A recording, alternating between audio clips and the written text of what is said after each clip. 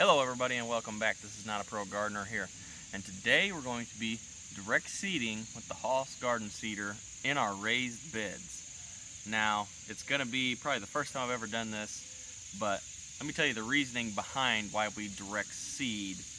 We direct seed so we can get an equal spacing with this seeder and a uniform depth, so they're all should be the same and it all should be nicely neat and uniform and in line, depending on how straight you drive this thing. So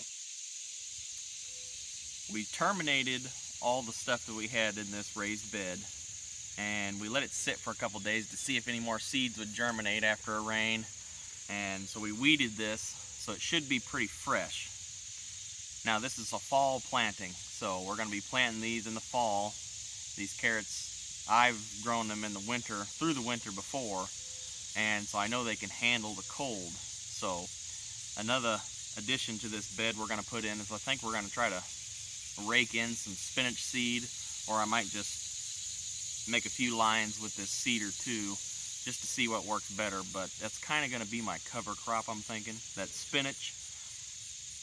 The spinach and the carrots didn't do too well in the in-ground garden this year, mainly because of it's a new garden and it has tons of weed pressure. And I knew it was going to be a hard ride to stick along and get all them weeds pulled out, but it just wasn't feasible. So any new gardeners, don't plant small vegetables like that, because they just can't compete with the weed pressure in new gardens. So we got this kind of broke up a little bit here. It's got a little moisture in it. This is the raised garden bed that we cover cropped last year. And we still kind of want to get some groceries off this thing for the fall. And I really want to get those uniform carrots out. So a lot better weed pressure in here, not as much. We're going to we're going to direct seed these carrots and figure out what we want to do with the spinach. Might just kind of half broadcast it in here. That way, whenever we're done, we can use that as our cover crop and tarp this, and the spinach will kind of be like our cover crop situation. I already have these 2 drip lines. They're still in here, and we're going to go ahead and fill this up with our number 2 seed plate, and I'll link some cards up here somewhere of the other videos that I've done by making these seed plates. You can check those out if you want to learn how to make a seed plate, and check those videos out for making your seed plate. But this is specifically for just direct seeding the carrots and the spinach in this raised bed, and this is going to be our fall planting for only this raised bed here. So let's go ahead and fill this hopper up, and I'll show you kind of the ins and outs of using this in a raised bed. And as you can see, we have this hoop up here. This is going to be very important for me to try to keep this spinach going as long as I can during the fall. So the frost, spinach can take it, but it's going to get really cold this winter, just about like it always does. We're going to try to grow these as long as we possibly can. So what we want to do is you want to get the plants established and almost full grown by the time changes, and that's less hours of sunlight in a day. So by the time these plants are full grown, they should be perfectly fine for us to put this cover on.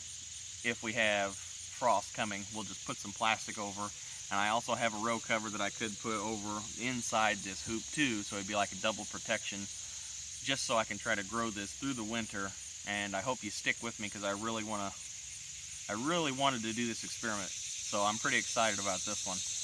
Let's go ahead and get to it, and I'll show you how we're going to do it. So this is taking you up close to our Haas garden seeder. As I said before, I linked cards for how to make your seed plates. We're going to be taking the seed plate that we used in our direct seeding okra video out of here and putting this modified number 2 that we made in another video for our carrots.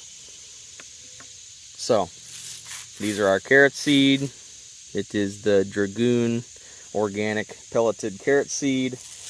And it's a lot easier just to get a whole can of these. I don't know how small of a package you can buy them in, but I wanted to have plenty. So there's a few things we got to do to this cedar. One is these got to be planted at a 1/2 inch depth It's already set at a half an inch depth, which you can change by this knob here.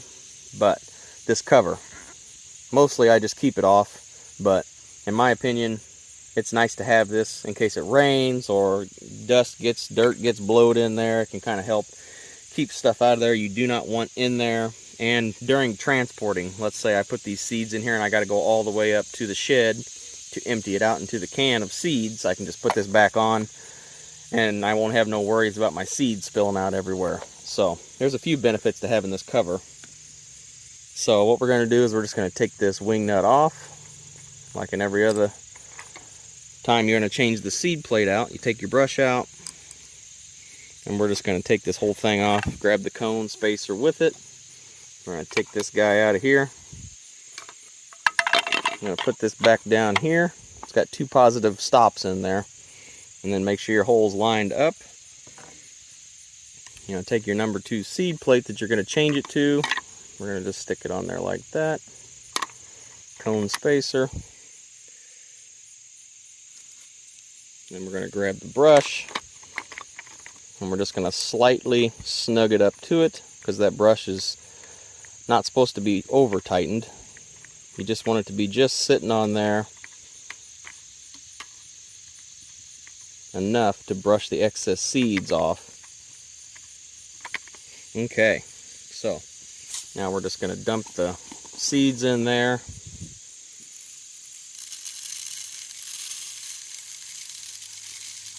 I'm just going to get it almost up to the top of that cone spacer. That way I do not run out in the middle of seeding, because I'm going to be kind of dodging these hoops I got in here, so it might be a little difficult getting this going. And the next thing we got to do is we are going to be planting these wheel to wheel spacing. So they're going to be, this wheel is going to leave an indention in the dirt, and I'm just going to plant as close as I can to that indention. So another thing you need to do is I'm going to be tying up this kickstand with a zip tie up here on one of these little holes. So we're just going to push it forward a little bit, pick this guy up, try to do this without it falling over. All tied up.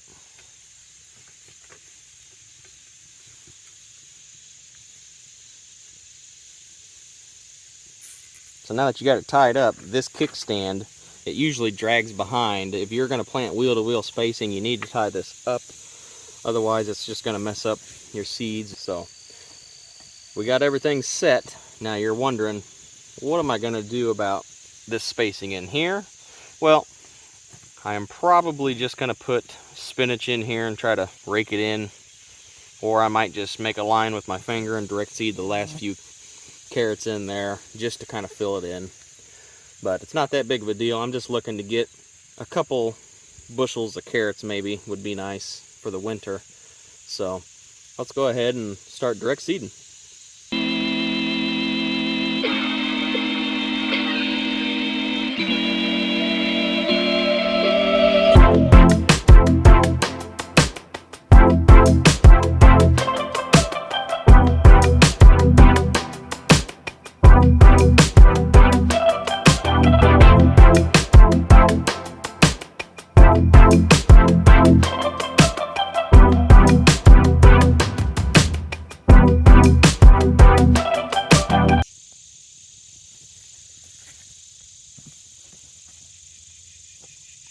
Okay, so we got all these carrots direct seeded. I think I did 5 rows, which I was kind of, that first one I did was hitting those PVC hoops, so it made it a little difficult to kind of get them just right, so it didn't cover them up all the way. So I did an extra row.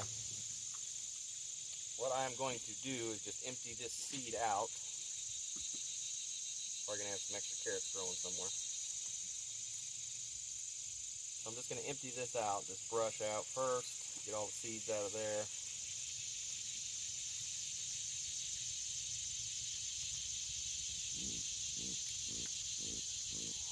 Okay, got all those out. I'm just going to empty these back out here. Got all these guys out. Now I'm just going to put the lid on these before I spill them. Next, I think I am going to use this seeder to direct seed my spinach, just because I already got it out here. I'm just going to go ahead and do it, and then I might broadcast the extra spinach seed along the edges where the seeder didn't quite catch. That way I can kind of have a full bed here, maybe some spinach along the edge of the bed over there, and then after I pull my carrots I can just tarp this for the winter, and it'll be pretty much like a placeholder till I'm ready to plant later in the summer, spring, summer, whenever I get the chance. So we're just going to go ahead and put our assembly back together here, and then we're going to be direct seeding the spinach the same way, wheel to wheel spacing.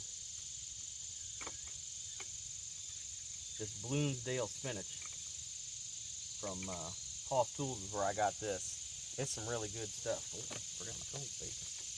You can't do that. Whoops.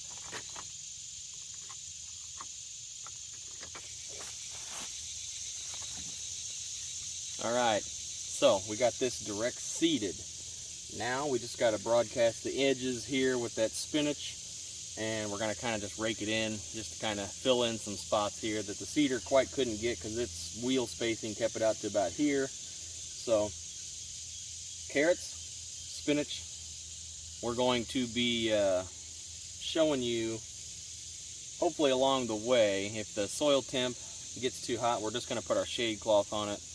But in order to direct seed this stuff, the soil temp needs to be at least around 70 degrees. If it's too hot, this is not going to pan out for you.